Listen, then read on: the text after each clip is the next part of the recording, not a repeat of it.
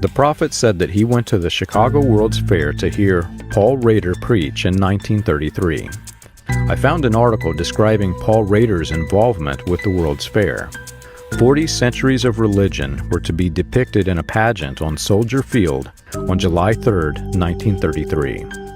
The pageant, entitled The Romance of a People, was the Jewish community's contribution to the event, and it was a dazzling display of the history of the Jews from the Old Testament.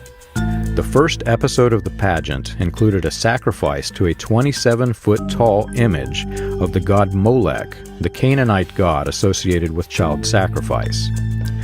When I heard the prophet talk about hearing Paul Rader preach at the World's Fair, I never really thought about it being at a pageant about Jewish history. In fact, I never really thought about what it would have been like at the World's Fair. The 1933 A Century of Progress exhibition World's Fair was massive. Entire villages were created representing histories, nationalities, technologies, and significant world events.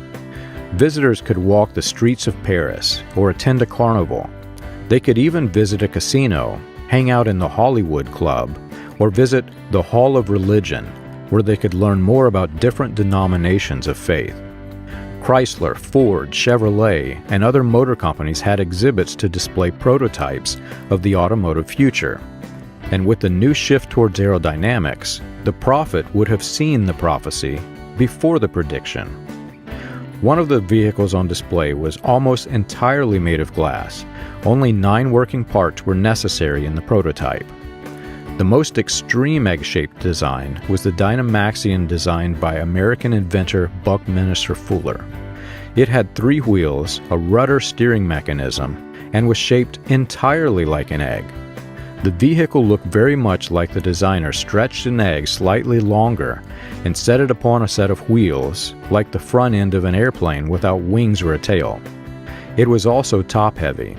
Until it overturned and caught fire, some visitors traveled from their parking spaces onto the fairgrounds aboard the Dynamaxion. I began to wonder if anyone in Jeffersonville, Indiana, traveled with the prophet to visit the Chicago World's Fair. I also wondered if Reverend Roy Davis visited, and what sermons would have been like when the prophet returned to Roy Davis's Pentecostal church.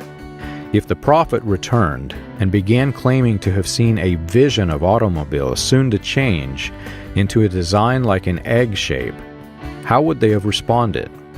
I certainly never knew that the prophet would have seen the design before the prophecy, or that the egg-shaped design was a hot topic of the early 1930s. It made me curious about what life would have been like in the prophet's early church after Roy Davis left Jeffersonville, Indiana. Now that I knew about his shady background, I could easily picture Roy Davis returning to Jeffersonville and claiming to have had a spiritual vision while describing exhibits in the Chicago World's Fair. I could not picture the prophet doing this, however. Were the prophet's early years as a pastor of his own congregation focused on his 1933 prophecies and the impending destruction of America? Or did this notion actually originate with Roy Davis?